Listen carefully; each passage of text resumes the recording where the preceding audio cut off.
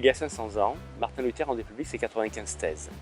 Dans ce texte de nature théologique, il contestait la pratique des indulgences par l'Église romaine.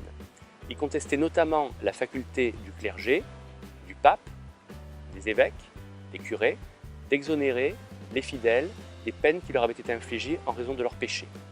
Et surtout, il contestait la faculté du pape à exonérer les âmes des défunts de leur séjour au purgatoire. Il considérait ainsi que cette pratique était totalement abusive.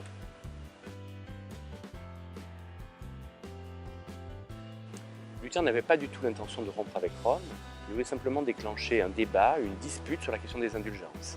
Il voulait que l'Église, que le clergé se réforme et renonce à cet abus. Le problème, c'est que l'Église a réagi violemment, que Luther a été convoqué à Rome, qu'on lui a demandé de se rétracter, que Luther a refusé et que peu à peu, des tensions se sont fait jour, de plus en plus violentes, entre Luther et Rome.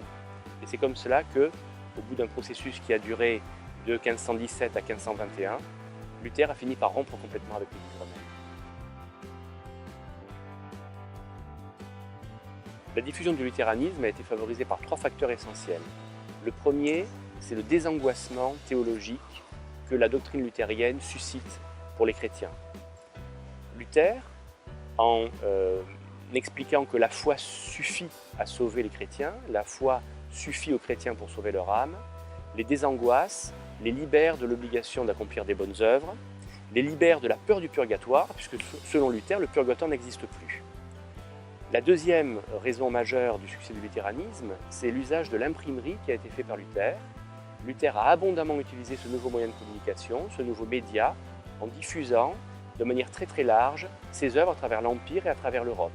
Il est ainsi, on peut le considérer, comme le premier phénomène médiatique de l'histoire européenne. Enfin, la troisième raison de son succès, c'est le soutien qu'il a reçu des autorités politiques, et notamment des princes de l'Empire, qui l'ont défendu contre le pape et contre l'empereur Charles Quint, et qui ont imposé dans leurs propres États la réforme luthérienne.